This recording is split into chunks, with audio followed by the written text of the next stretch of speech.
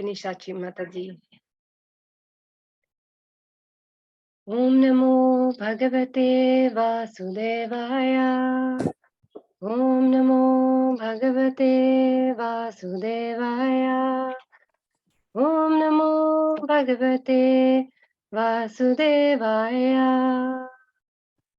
Chapter 15. The Pandavas retire timely. Text 1. Sutta Vacha. Evam Krishna Sakaha Krishno Bhartra Rajna Vikalpitaha Nana Sankasha Padam Rupam Krishna Vilshlesha Karshita. Translation. Sutta Goswami said, Arjuna, the celebrated friend of Lord Krishna, was grief-stricken because of his strong feeling of separation from Krishna, over and above all Maharaj Yudhishthir's speculative inquiries. Text 2. Shokena Shushad Vadana Hritsaro Hata Prabha Vibhum Tam Eva Nushmaran Nashaknot Pratibhashitum. Due to grief, Arjuna's mouth and lotus-like heart had dried up. Therefore, his body lost all luster. Now, remembering the Supreme Lord, he could hardly utter a word in reply. Text 3. Kratrena samstabhaya suchaha paninam rajanitrayo parukshena samunnadha varnayotkanthakataraha. Translation. With great difficulty, he checked the tears of grief that smeared his eyes. He was very distressed because Lord Krishna was out of his sight, and he increasingly felt affection for him. Text 4. Sakyam metrim sahurdam cha saratyadishu samsmaran nipam agrajamittyaha bhashpav gadgadaya gira. Translation. Remembering Lord Krishna and his well-wishes, benefactions, intimate familial relations, and his chariot driving, Arjuna, overwhelmed and breathing very heavily, began to speak. Text 5. Arjuna Vacha Vanchitoham Maharaja Harina Bandhurupina Yena me Partam Tejo Deva Vishmapanam Mahat. Translation. Arjuna said, O king, the Supreme Personality of Godhead Hari, who treated me exactly like an intimate friend, has left me alone. Thus my astounding power, which astonishes even the demigods, is no longer with me. Text 6. Yashakshana Viyojena Loko hi Priyadarshanaha Yuktena Rahito Hyesha Mritkaha Pruchate Yatha. Translation. I have just lost him whose separation for a moment would render all the universes unfavorable and void, like bodies without life. Text 7. Yad Shamsaraya Drupada Gehamubhaktanam Rajnam Svayamvara Mukhe Smara Durmadanam Tejo Hitam Khalu Maya Bhitascha Matsyaha Sajkritena Dhanusadigata Krishna. Translation. Only by his merciful strength was I able to vanquish all the lusty princes assembled at the palace of King Drupada for the selection of the bridegroom. With my bow and arrow, I could pierce the fish target and thereby gain the hand of Draupadi. Text 8. Yat sanidavaham yukandavam agnayadam indram cha samaraganam tarasha vijitya labda sabhamaya kitabutashlishripamaya digbhiyo haran nripattayo balim advarate. Translation. Because he was near me, it was possible for me to conquer with great dexterity the powerful king of heaven, Indradeva, along with his demigod associates, and thus enabled the fire god to devastate the Kandava forest. and only by his grace was the demon named Maya saved from the blazing Kandava forest, and thus we could build our assembly house of wonderful architectural workmanship, where all the princes assembled during the performance of Rajasuya Yagya and paid you tributes. Text 9. Yattejasa nipashirunigam mahan mahakritam aryonujastava agaya gajayuta sattvavryaha tena hrita pramata nathamakaya pupa yanmuchitastadanayan balinadvrete. Translation.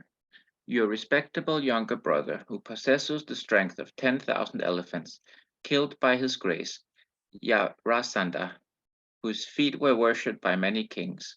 These kings had been brought for sacrifice in Jarasandha's Mahabharata Yagya, but they were thus released. Later, they paid tribute to your majesty. Text 10.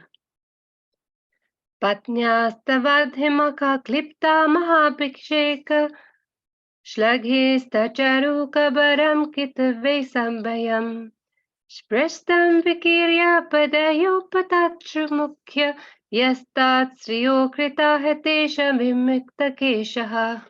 Translation. It was he only who loosened the hair of all the wives of the miscreants, who dared open the cluster of your queen's hair, which had been nicely dressed and sanctified for the great Rajasuya sacrificial ceremony. At that time, she fell down at the feet of Lord Krishna with tears in her eyes. Text 11.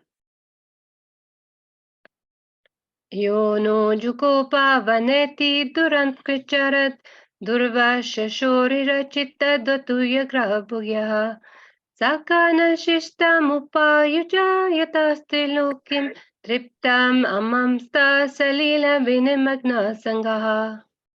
Translation. During our exile, Durvasha Muni, who eats with the 10,000 disciples, intrigued with our enemies to put us in dangerous trouble. At that time, he, Lord Krishna, simply by accepting the remnants of food, saved us. By his accepting food thus, the assembly of Munis, while bathing in the river, felt sumptuously fed, and all the three worlds were also satisfied. Text 12. Yattejasata bhagavanyudi sulapanir Vishma pita sagiri josram madannijame Anyapi chaha mamuneva kalavarena Prapto Mahindra Bhavani Mahadasha Naradham. Translation. It was by his influence only that, in a fight, I was able to astonish the personality of God Lord Shiva and his wife, the daughter of Mount Himalaya. Thus he, Lord Shiva, became pleased with me and awarded me his own weapon. Other demigods also delivered their respective weapons to me, and in addition, I was able to reach the heavenly planets in this present body and was allowed a half-elevated seat. Text 13. Tatreva me viharato bhuja danda yugmam gandiva lakshanam arati vadhaya deva Sendra shitaya dunupavatam ajamidha tena hamadyamusita purushena bhumana. Translation. When I stayed for some days as a guest in the heavenly planets, all the heavenly demigods, including King Indradeva, took shelter of my arms, which were marked with a Gandiva bow, to kill the demon named Nivatakavacha. O king, descendant of Ajamida, at the present moment I am bereft of the supreme personality of Godhead, by whose influence I was so powerful. Text 14. Yad bandhava kuru balabdhim anantaparam eko rathena tatere hamatri satvam prathayatam bahudanam chamaya parisham tejaspadam manimayam chahitam shirobhayah. Translation. The military strength of the Kauravas was like an ocean in which there dwelt many invincible existences, and thus it was insurmountable. But because of his friendship, I, seated on the chariot, was able to cross over it. And only by his grace was I able to regain the cows and also collect by force many helmets of the kings, which were bedecked with jewels that were sources of all brilliance. Text 15.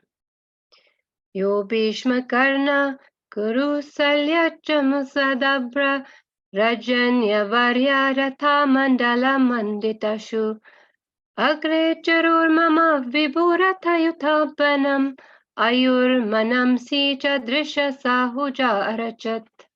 Translation. It was he only who withdrew the duration of the life from everyone and who, in the battlefield, withdrew the speculative power and strength of enthusiasm from the great military phalanx made by the Kauravas, headed by Bhisma, Karna, Drona, Salya, etc. Their arrangement was expert and more than adequate, but he, Lord Sri Krishna, while going forward, did all this. Hare Krishna. Thank you for the opportunity to recite.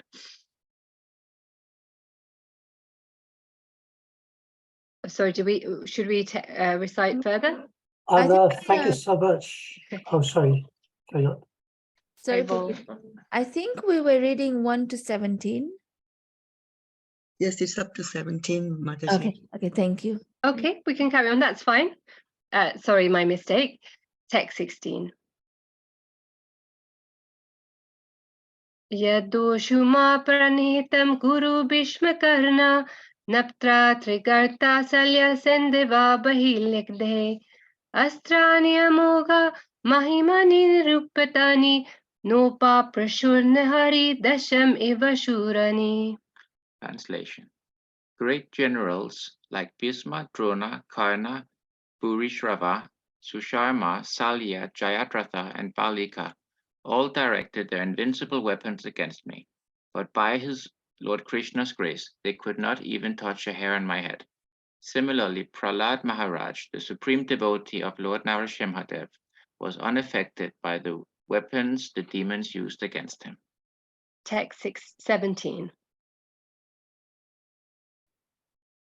Sotyavrata kumatinatma dashvu ishvarume yat pada padmam abhavaya bhajanti bhavayah mam shranta vahamarayo rathino bhavisitam na paraharan yad anube bhava nirastachitaha. Translation. It was by his mercy only that my enemies neglected to kill me when I descended from my chariot to get water for my thirsty horses.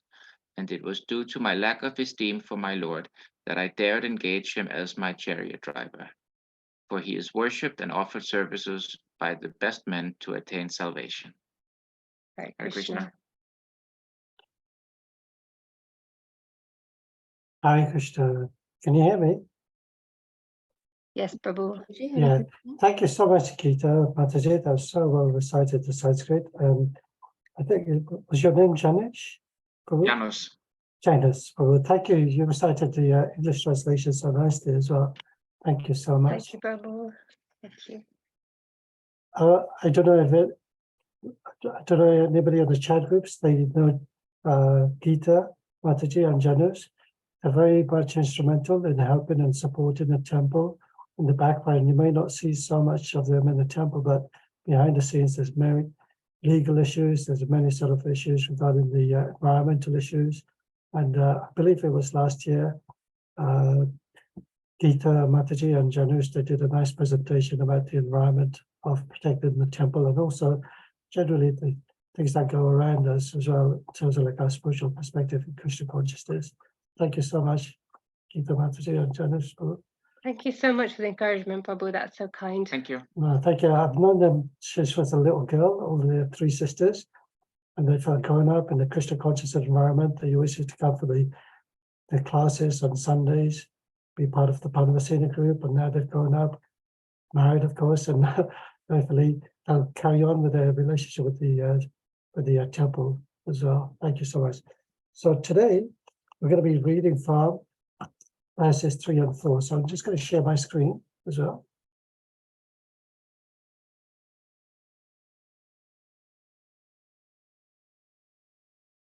Okay. Can you Yes, see that? Yes, Prabhuji. Okay. That's funny, it's not coming up on my screen. Okay, as long as you can see that, that's the main thing. Okay, I'll start over the introduction prayers. Om Namo Bhagavate Vasudevaya. Om Namo Bhagavate Vasudevaya. Om Namo Bhagavate Vasudevaya. Narayam Namaskapcham Naram Jeva Narottanam Devim Saraswati Vyasam Tato Jayamudiraye Nasteshu Bhadreshu Nitya Bhagavata Sevaya Bhagavatam Tam Shloke Bhakti Bhavati Naistiki. Okay, Srimad Bhagavatam, chapter 1. I'm sorry, Srimad Bhagavatam, canto 1, chapter 15, verse number 3. The actual title, but,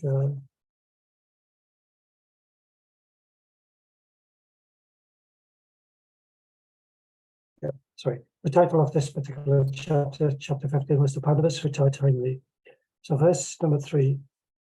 Krishna Sabstabhya Suchaha Anina Vijaya Netrayoha Varukshena Samonada Anaya Bodhkantaya Kataraha. Translation: with great difficulty, he checked the tears of grief that smeared his eyes. He was very distressed because Lord Krishna was out of his sight, and he increasingly felt affection for him. Verse number 4. Sakya Maitrem Soridam Cha Sarasta Yadishu Samsmaran Nepa Magraja Mitiya Pashpagada Gadaya Gira. Translation: remembering Lord Krishna and his well-wishers, benefactors, intimate familial relations, and his chariot driving, Arjuna, overwhelmed and breathing very heavily, began to speak. Purport by His Divine Grace, A.C. Bhaktivedanta Swami Srila Prabhupada.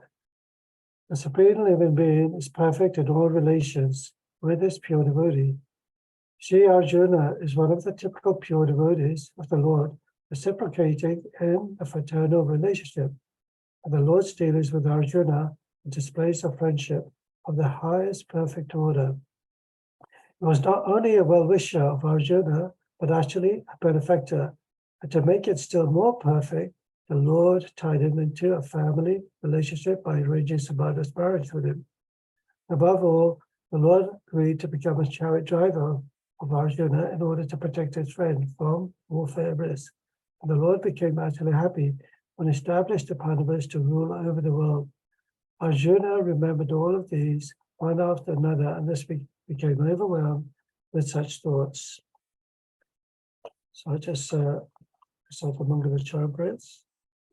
Avajnana Timandasya Dhananjana Shalakaya Chakshur Manitam Yena Tasmai Shigarve Namaha Sri Chaitanya Manobhistam Shtapitam Yena Bhutale Swayam Rupa Kadamayam Tadati Swapadantikam Vandeham Shiguru Shiyuta Padakabalam Shiru Shiguru Vaishnavamsha Shri Rupam Sagrajatam Sagana Raghunatam Vitamtam Sajivam Sadvaitam Sadvatutam Parijana Saitam Krishna Chaitanya Devam Shri Radha Krishna Padam Sadhana Lalita Shivashaka Vitamscha Hare Krishna Karuna Sindhu Dina Bandhu Shagapate Gopesha Gopika Tatanta Radha Tanta Namostate Tapta Kalchana Gaurangi Radhe Vrindavaneshwari Shabana Sata Devi Padamami Hare Priya Pancha Kalpa Tarubhyasya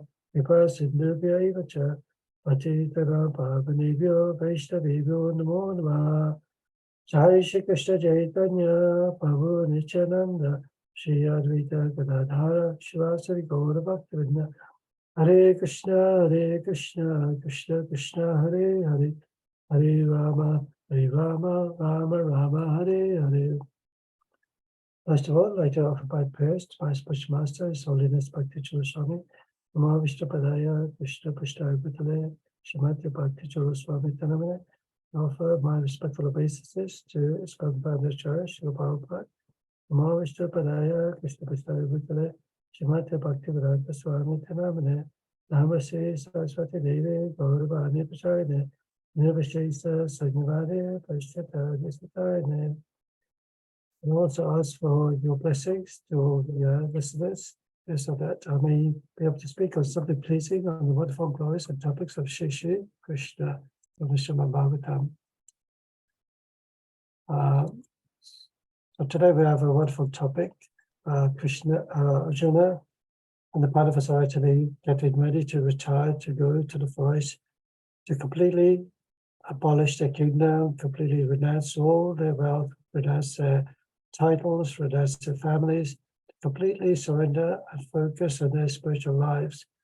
And this is a journey that we all have to endure eventually one day in our life, but not so much towards the end of our life, but also whenever, whether you're young, whether you're in the middle age, in your old age life, you should always try and focus on the Supreme Personality of Godhead. It's just like in the story where Prahlad Maharaj is trying to actually encourage all his students to actually think and pray about Krishna. All the children are saying, Prahlad, my dear Prahlad, why are you asking us to pray for Krishna? We're just little boys, we just want to play.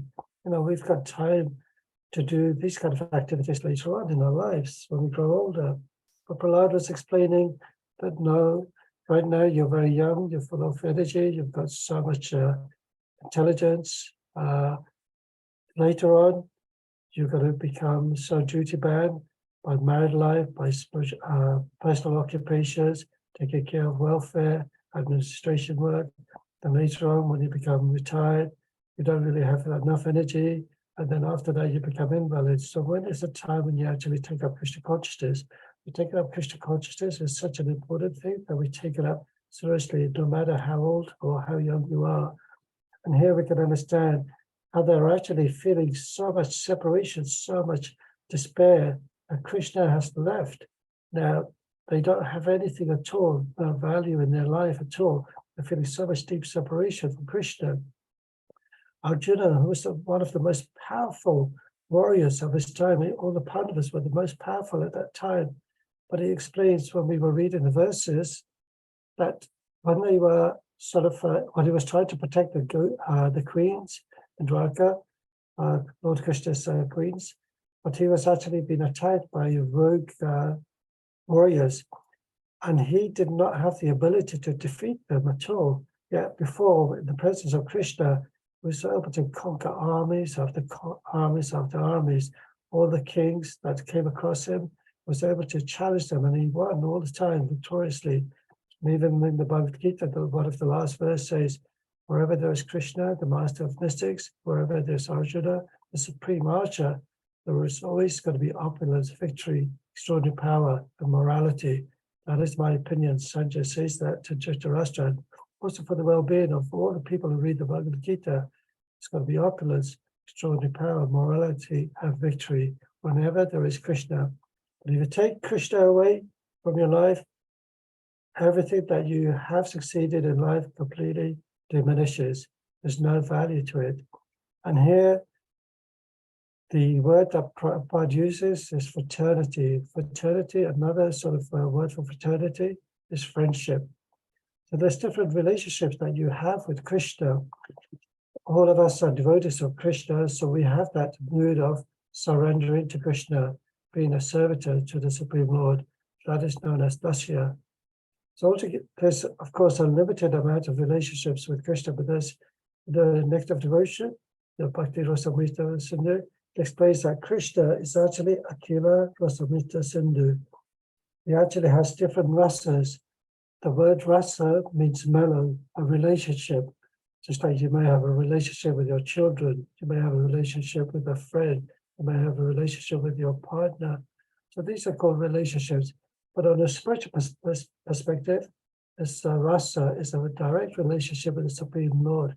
And in the Bhakti Rasamrita Sindhu, the Nectar of Devotion, that explains that there's 12 particular rasas that you can have with Krishna. And of these 12, 5 are primary rasas. Does anybody know that there's 5 primary rasas?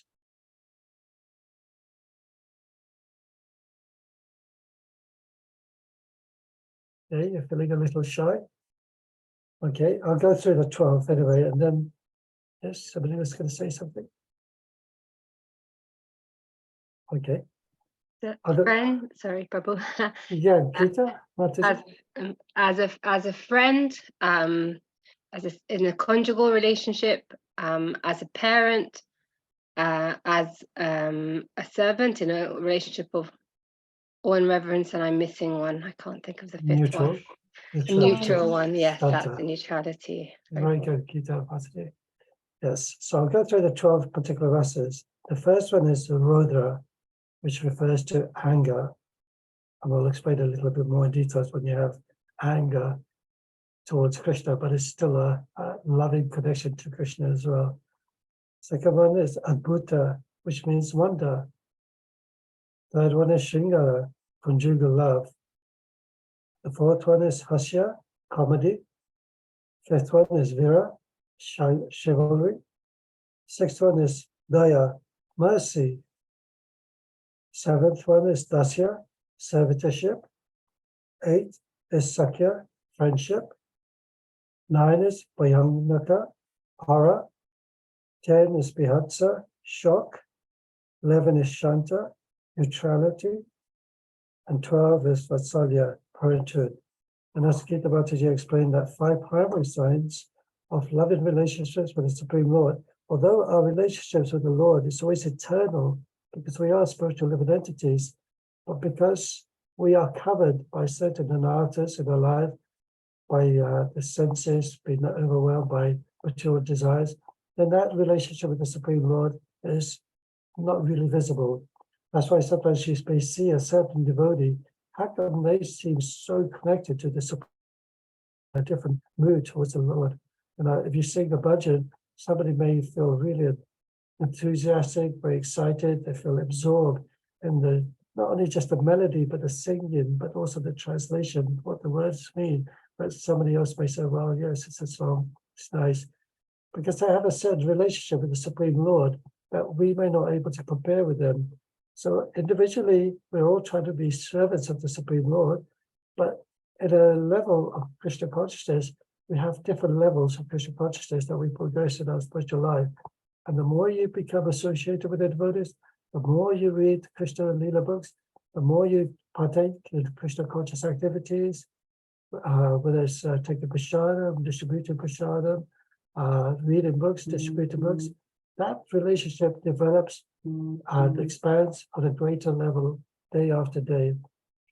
So the 5 particular primary processes, the first one is adoration, which is sometimes known as Shanta, neutrality. So we have a personality, different personalities have a different mood or relationships with the Supreme Lord. So sometimes Narada Muni, sometimes in the mood of Shanta Rasa, because in one way he is none other than Krishna himself, but in one way he's acted as the servant of Krishna, as a sage of passing messages from one person to another person, encouraging people to become Krishna consciousness, becoming the spiritual master of these people who are not really familiar with Krishna, like Prahlad Maharaj, like Dhruva Maharaj, and so forth. Many, many stories in the Bhagavatam depicts beautiful stories of Narada Muni, how he trains them up from becoming certain warriors to becoming pure Brahmanical qualified devotees of Krishna. The second one is Dasya, which is service. As I mentioned, we're always in the mood of service to Krishna, although we're also in awe and reverence, but at the same time, we're always serving Krishna in whatever possible way we can. Just like we're serving the spiritual master. The spiritual master is a direct representative of Krishna himself. It's supposed to be considered to be as good as God. But the spiritual master never claims to be God himself.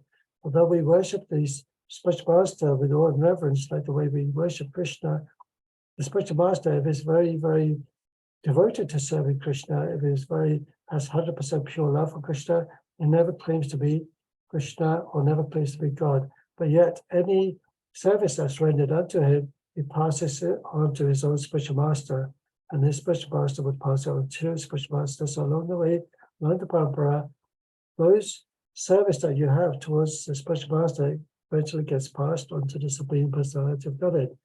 And of course, the benefit goes directly back down to the spiritual master, descending, in a descending order, and ultimately back to the devotee who's actually serving the spiritual master. So the third one is friendship, which is Sakya. A good example is, as we mentioned here in this case, Arjuna. Arjuna had a very deep affection for Krishna. Even though he did not really understand who Krishna was, he actually treated Krishna just like a friend. He joked with him, he slept on the same bed. I said, always teased him, playing jokes with him, eating from the same plate. Because they had that relationship. But Krishna, as the Supreme Lord, he did not mind at all because he saw Arjuna as a pure devotee. As it mentions down here, Arjuna, was a pure devotee. Arjuna, is one of the typical pure devotees of the Lord, reciprocating in the fraternal relationship. So the Lord's dealings with Arjuna displays of friendships of the highest perfect order. And because of that, Krishna was never offended at all because he had a relationship with Arjuna on the highest level. And it's a level that we should also try and develop as well, to be friends with the Supreme Lord, but not in a selfish way, but in a way that when you have a good friend, you speak to your friend to help you, to support you. You actually ask your friend for advice, for support, and you play with them. You encourage with each other how to motivate one another to develop your other relationship. And in this case, developing the relationship with the Supreme Lord. The fourth one is parental affection, which is Vatsalya. Of course, everybody knows the beautiful pastimes of Mother Yashoda and Nanda Maharaj, Devaki, and Vasudeva. They have a relationship with the Supreme Personality of Godhead because they prayed and prayed and prayed. They performed tapasya, they performed penances, they observed charity, and so many wonderful things that they were able to get the blessings to have Krishna as their child. So it's not something ordinary that could happen overnight. They're not just ordinary personalities, of course, because these particular personalities, Nanda Maharaj, Mother Yashoda, Vasudeva, Devaki, they're not ordinary material living beings, but they're actually eternal spiritual beings that are always residing in the spiritual world with Krishna manifesting in different parts with the Supreme Lord. And the fifth one is conjugal love, Shringara. Of course, as you see the gopis, although you feel, well, they're lusting after Krishna, but that is actually pure, or lust transformed into pure love for Krishna.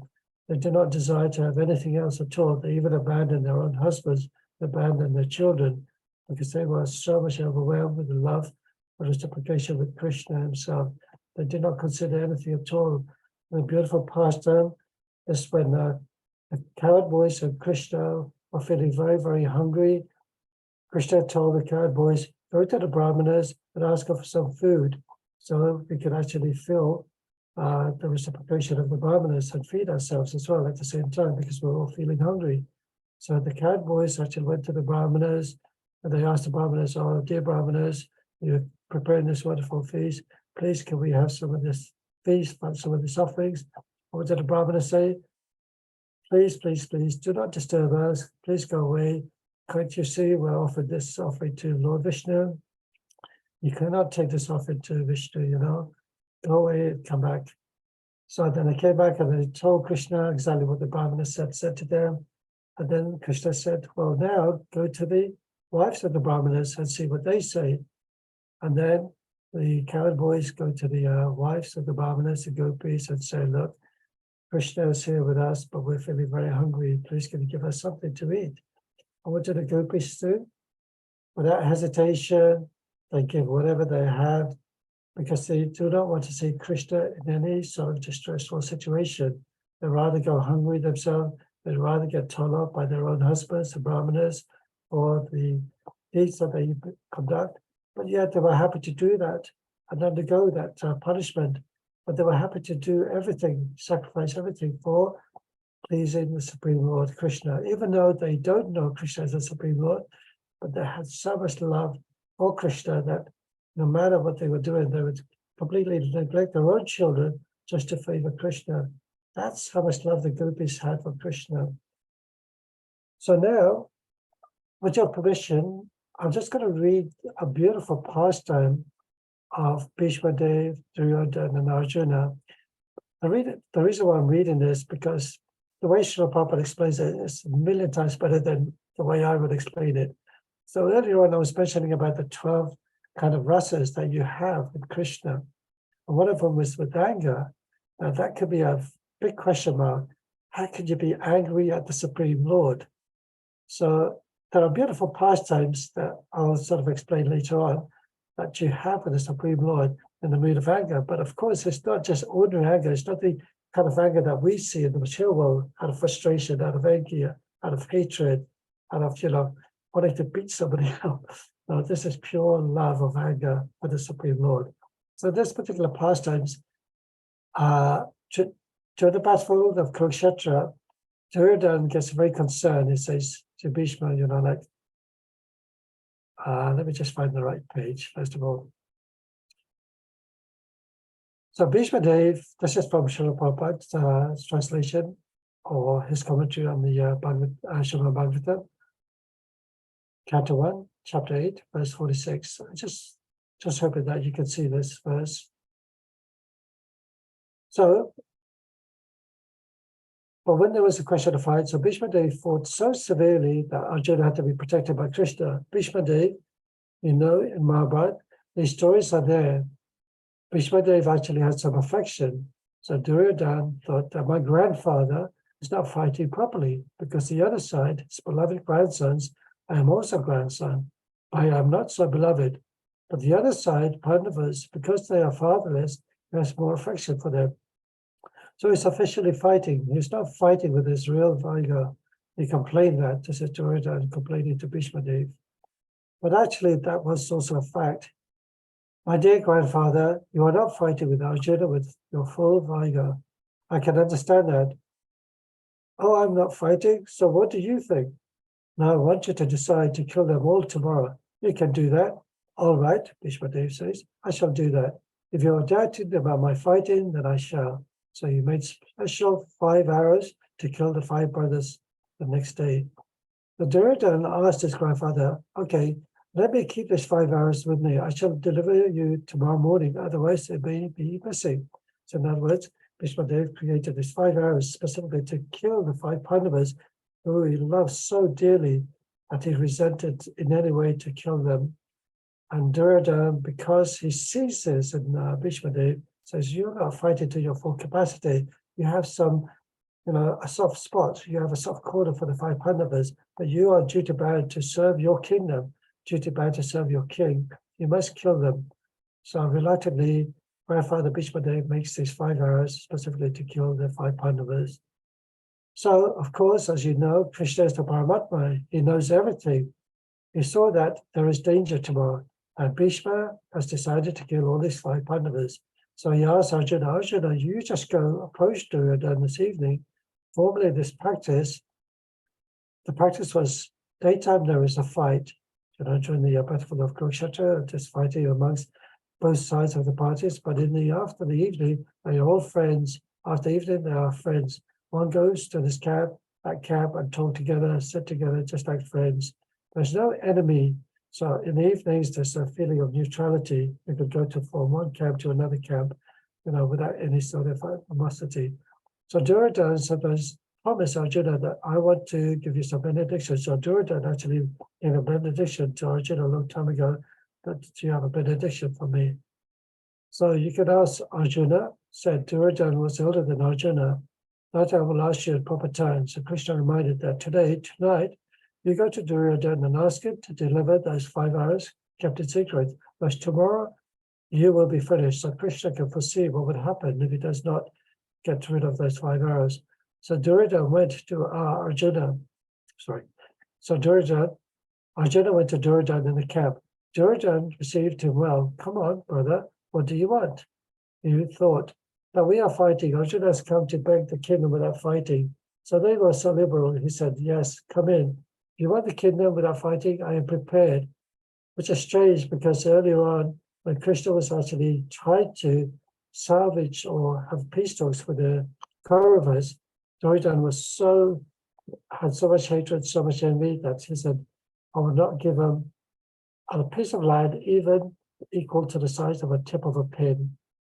He even refused 5 villages to give to the Pandavas. But here, Sasha mentioned that he was happy to give a kingdom without fighting, but they were very liberal. But as a Kshatriya, the Kshatriyas never begs, give me sir without. No, if they can own by fighting, then they will claim. That is Kshatriya spirit. So the idea is that Arjuna would not ask for his kingdom, they would actually fight to earn his right to the kingdom itself. So he said that, no, I have not come to beg for the kingdom, we shall fight. Go on fighting, but I want those 5 arrows you have kept. Or immediately, Duryodhana gave those 5 arrows without hesitation, although he was very cautious that these 5 arrows would not be missing, but promise is promise. So even as a Kshatriya, he kept his promise. So at least in one way, there was that particular good quality within Duryodhana. He kept his promise as a Kshatriya. Immediately he delivered. So Bhishma understood later on that the 5 arrows were taken by Arjuna by trick. So still he promised that even without those 5 arrows, weapons, today I shall kill Arjuna. Unless Krishna gives his special protection to Arjuna, there is no escape. The Krishna has to break his promise, otherwise his friend will be killed, Arjuna. So Krishna, when he joined Arjuna, he said he would not fight. I can help you simply by becoming your charioteer, but I cannot fight. Because the purpose that was Arjuna was to gain the fight. But if Krishna would fight, people would say that Krishna won the fight. So Krishna is the Supreme Personality of Godhead. He can defeat the whole opponent army without even lifting a bow, without lifting an arrow, without lifting any weapon. But purposely, he decided to become neutral in the sense that for the Pandava side, he will just become a charioteer. So he will not take up any weapons at all. So he made that vow. So, but if Krishna would fight, people would say that Krishna won the fight, no Arjuna, but he avoided fighting. But was sure Krishna fights or not fights because he was on the side of Arjuna. I was sure that he would gain the battle. That is explained in the Bhagavad Gita. Yatra Yugeshvaro Harihi, Bhagavad Gita, chapter 18, verse 78. When there is Krishna, the victory is assured. This is the verse I mentioned earlier on. So in this way, there was a fierce fighting between Arjuna and Bhishma, and Arjuna's chariot became broken into pieces and he fell down. And when Krishna saw that, now Arjuna is going to be killed, he broke his own promise. He broke his own promise and took one wheel of the chariot and reached before Bhishma, and now I shall kill you. So in other words, Krishna made a vow that he will not partake in the fight itself, but because he was seeing Arjuna in danger, he wanted to protect his devotees. He didn't want Arjuna to be killed, and he was very angry at Bhishma for attacking Arjuna so fiercely. And also those arrows were actually being attacked at Krishna himself. Now I shall kill you. Bhishma immediately gave up his weapon. Oh, sorry. He broke his own promise. He broke his own promise and took one wheel of the chariot and reached before Bhishma. But now I shall kill you. Bhishma immediately gave up his weapons. So that was my promise, that I wanted to, either you have to break your promise, or your friend will be killed. So now you have broken your promise, so I'm giving up. Because it is not expected that I shall fight with you. So Krishna said that, yes, I have kept your promise, but I have broken my promise. You decided, you promised. So in this way, this is Krishna's business. So Bhishma was a devotee, a great devotee of Krishna. So he promised that either Krishna would break his promise, otherwise his friend will be dead. So Krishna, out of his love, out of his compassion, he broke his promise. So sometimes Krishna breaks his promise. Promise for the sake of his devotee. Nobody expected to break his promise, but Krishna is so kind for protection of his devotee, he can do anything. He can break his promise also. This is Krishna's position. So Bhishma was so affectionate to the Pandavas, so Krishna wanted Bhishma was lying on the bed of arrows, preparing for his death. So Krishna wanted that these Pandavas should go to Bhishma and hear his instructions. So the reason why I'm actually reciting this particular story, although it's not actually written in there, it was another sort of a topic very similar to this, but actually explaining that Bhishma, he was a pure devotee of Krishna. He was one of the 12 Mahajans, but yet he was very angry at the deceitful way that Krishna had told Arjuna to take those 5 arrows away from Duryodhana.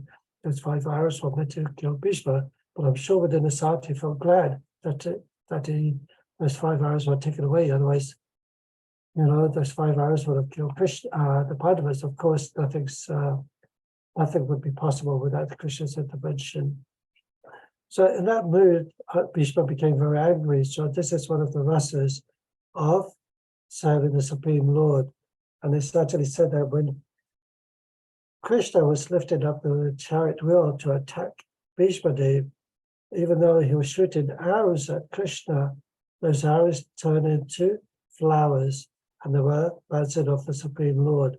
But Krishna was actually relishing this because it was an intimate pastime between Bhishma Dev and Krishna. Something that we don't really understand, but we have to sort of understand that Bhishma was a pure devotee, even though he was actually on the side of the Kauravas because he was contaminated by the corruption of Duryodhana and his father Dhritarashtra. He had no alternative but to also keep his promise that he will protect the kingdom. So these are the 12 relationships of the Supreme Lord. And earlier on I mentioned different examples. You see that Mother Yashoda, she became very angry, and when Krishna was becoming very naughty and smashed the pots and started causing havoc everywhere in the ashram, Mother Yashoda became angry. She raised a stick, started chasing Krishna in the beautiful pastime of Damodar Leela. Krishna, out of anxiety, out of worry, he sort of started running away from Mother Yashoda. Of course, Mother Yashoda would dare not hit Krishna. She had so much love, so much affection, so much love that even the demigods could not understand this particular relationship between Krishna and Mother Yashoda. So there's wonderful other stories that goes on about Krishna and the different relationships that the devotees and the non-devotees have with Krishna. For instance, Kamsa, even though he was tyrannical, he punished Devaki and Vasudeva by locking them up. He killed the 7 sons of Krishna. He actually had so much anxiety, but he was constantly thinking of Krishna, Krishna, Krishna, Krishna in his mind. Even though his thoughts were pure, but because he thought of Krishna all the time, Krishna actually appeared, and fortunately for him, he was killed by the hands of Krishna. And also same with Putana. Putana had a desire to serve Krishna by feeding poison to him and kill him.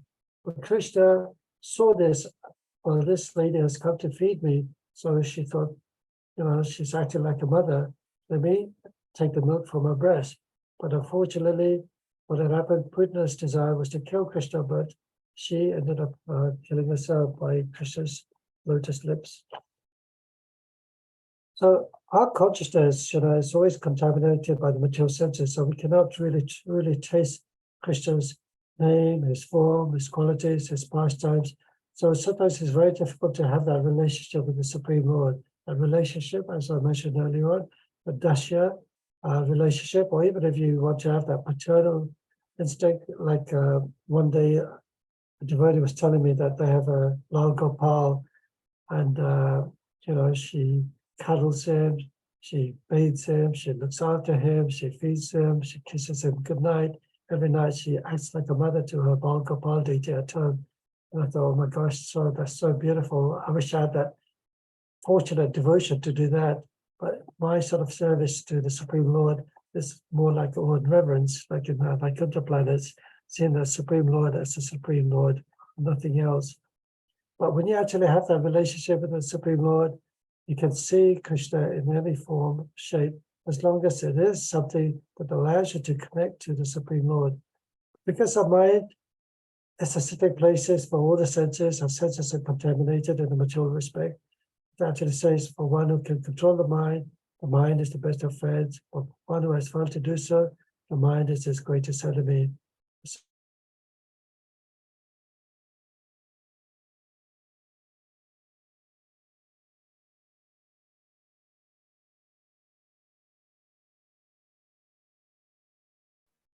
All those unwanted desires in our heart diminishes, and we become more absorbed in serving the Supreme Personality of Godhead. Just like Prabhupada actually gives many examples in the Bhagavad Gita and in Srimad Bhagavatam, just like sometimes may have that disease of a jaundice, You know, when you have jaundice, when you give them sugar candy is very pleasing to everybody. But when you give somebody who has jaundice sugar candy, it becomes very bitter to them. They don't really like it, it becomes unpalatable. But that particular sugar also helps them in freeing their jaundice as well. So sometimes karmis, when we actually have this kirtan, or sometimes even prasadam, or sometimes this philosophy, they may not really appreciate it. They may find it very bitter, just like Krishna says in the Bhagavad Gita. Something which is very poison at the beginning is like nectar at the end, but something which is like nectar at the beginning becomes poison. So that's something which we want to satisfy senses from a material perspective, because very dangerous and poisonous at the end. But here's something that we may not really appreciate the true value of it, the holy name, which is known different Krishna's name, form, qualities, pastimes. And we see that they may not be so palatable at the beginning, but once you have that taste, once you have that desire, once you free yourself from the 6 enemies within us, then we actually become pure, free our mind of polluted thoughts and unwanted desires. Another example Srila Prabhupada also gives is about, he explains about sometimes when we have poor eye vision, when we have certain cataract operation to see clearly the vision in front of us, so it's not blurred in any way, it's not contaminated in any way. So we have to have the ointment of love within our eyes to actually see the Supreme Personality of Godhead. Now, when you see the Supreme Lord at the temple, some may see it as a statue, some may see it as a decorative figure with clothing, with garlands, with crowns and jewelry. But somebody may see that this particular personality is no different from the Supreme Lord himself. So when you actually put the ointment of pure devotion in your eyes, then you can actually see clearly the form of the Supreme Lord. So in the Brahma Samhita, Prabhupada often mentions this particular verse, you have to collect, you have to sort of apply ointment of love of Krishna. By applying this ointment to your eyes, you can see Krishna clearly. Arjuna was a pure devotee of Lord Krishna, but he treated and joked with Krishna during that intimate time and relationships with Krishna. And he was remembering all these particular pastimes. He felt very guilty the way he treated Krishna. You know, like even as a chariot driver, Krishna was a chariot driver, was willing to take the kicks from the warrior on the chariot itself, because they have to direct him left or right.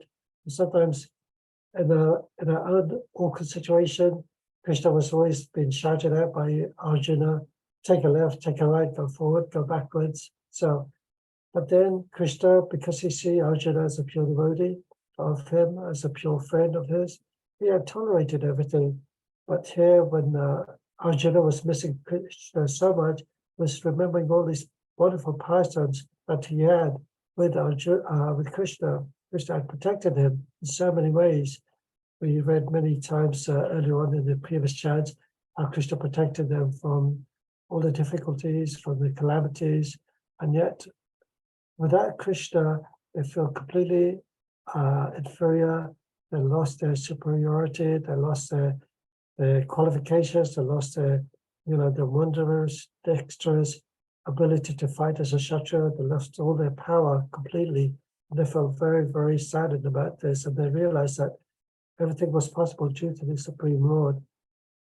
So Krishna, in one way, although he says in Bhagavad Gita, even though he was partial to the Pandavas, to Arjuna, and yet at the same time, he did not want to discriminate on the opposite side, the Kauravas. So Krishna says in the Bhagavad Gita, I envy no one, I'm equal to all, I'm partial to none, but whosoever renders service unto me in devotion is a friend to me, and I am a friend to him. So although Krishna is equal to everyone, to all living entities, he's not partial in any way, but when you actually perform devotional service to him, of course, indirectly, he tries to look after you, take care of you, allow you to come closer and closer to him, protects you in a certain way from difficulties in your life. We pray to Lord Nrsimhadev not just for protection from a material perspective, but also spiritually protecting us from devotion, protecting our devotion, protecting us from the onslaughts of Maya attacking us in any way. As Prabhupada was saying that sometimes we take Krishna consciousness very casually, we don't take it very seriously, because Maya is very, very strong and can take us away in any way. Today, His Grace, Shavasana Prabhu, was given a wonderful topic about the Bhaktivedanta Mana, the 50 years of Bhaktivedanta Mana, how Bhaktivedanta Mana was came about, preaching Krishna consciousness in England for the early 50 years, from 1969 onwards, starting with byplays, installation of Radha Krishna deities, Vishwarada Ladrishra, the acquisition of Bhaktivedanta Mana. Somebody asked the question, during all this time, there must have been temptations. How did you overcome all these difficulties in your life? Of course, those difficulties will always come, even if you're Krishna consciousness. But learning how to deal with all these difficulties, that is also a form of purifications in our life as well. So I'm just going to end there. This feeling of separation Arjuna has is considered to be one of the highest form of separations. The gopis were feeling that same separations when Krishna left for Dwarka. This is called Vipra Lamba. It's considered the highest form. Just like sometimes you may have, when you were a child, you remember your mother and father, they may have gone away shopping and you may miss them so much. There's that feeling of separation, or missing your children, missing your partner. Well, that's on a material level, but on a spiritual level, a feeling of separation with the Supreme Lord, we should always imbibe that within us. My Lord, when will we come back to the spiritual world to be with you eternally? So thank you so much for listening to all of you. Thank you for your patience. Forgive me for any mistakes that I've made. I know there may be a little time for questions and answers afterwards. If you have any questions, please do put a little note on the chat group. In the meantime, I'll pass it on to Jyoti Mataji. And I believe a devotee called Indra Ben, she's going to be singing a beautiful song, Madhuram Ashtakam. Hare Krishna. Please accept my humble obeisances. All glories to Srila Prabhupada. Before Indira Mataji sings the beautiful bhajan, I'd like to read the English translation. His lips are sweet, his face is sweet, his eyes are sweet, his smile is sweet, his heart is sweet, his walk is sweet. Everything is sweet about the Lord of sweetness. His words are sweet, his character is sweet, his garments are sweet, his navel is sweet, his movement is sweet, his wanderings are sweet. Everything is sweet about the Lord of sweetness. His flute is sweet, his dust is sweet, his hands are sweet, his feet are sweet, his dancing is sweet, his friendship is sweet. Everything is sweet about the Lord of sweetness. His singing is sweet, his yellow dress is sweet, his eating is sweet, his sleeping is sweet. His form is sweet, his tilaka is sweet. Everything is sweet about the Lord of sweetness. His activities are sweet, his liberation is sweet, his thieving is sweet, his loving sports are sweet, his offerings are sweet, his peacefulness is sweet. Everything is sweet about the Lord of sweetness. His gunjamala is sweet, his flower garland is sweet, his yamuna is sweet, his ripples are sweet, his water is sweet, his lotuses are sweet. Everything is sweet about the Lord of sweetness. His gopis are sweet, his pastimes are sweet, his meeting is sweet, his food is sweet, his happiness is sweet, his etiquette is sweet. Everything is sweet about the Lord of sweetness. His cowherd boys are sweet, his cows are sweet, his herding stick is sweet, his creation is sweet, his trampling is sweet, his fruitfulness is sweet. Everything is sweet about the Lord of sweetness. Hare Krishna. Over to you, Indira Mataji. Hare Krishna. Hare Krishna. अधरं मधुरं वदनं मधुरं नयनं मधुरं हसितं मधुरं हृदयं मधुरं गमनं मधुरं मधुराधिपतिरखिलं मधुरं मधुराधिपति अखिलं मधुरं वचनं मधुरं चरितं मधुरं वसनं मधुरं वलितं मधुरं चलितं मधुरं भ्रमितं मधुरं मधुराधिपति अखिलं मधुरं मधुराधिपति अखिलं मधुरं वेणुर्मधुरो रेणुमधुरा पाणिर्मधुरा पादु मधुरौ नित्यं मधुरं सङ्ख्यं मधुरं मधुराधिपतिरखिलं मधुरं मधुरं अधिपति sorry Mataji मधुरं adapit sorry I'll start again with 3 sorry everyone वेणुर्मधुरो रेणुर्मधुरा पाणिर्मधुरा पाणुमधुरा नित्यं मधुरं सङ्ख्यं मधुरं मधुराधिपति अखिलं मधुरं मधुराधिपतिरखिलं मधुरं गीतं मधुरं पीतं मधुरं भोक्तं मधुरं सप्तं मधुरं रूपं मधुरं तिलकं मधुरं मधुराधिपतिरखिलं मधुरं मधुरं धिपति अखिलं मधुरं करणं मधुरं तरणं मधुरं हरणं मधुरं रमणं मधुरं वमितं मधुरं समितं मधुरं मधुराधिपति अखिलं मधुरं मधुरं धिपति अखिलं मधुरं गुञ्जा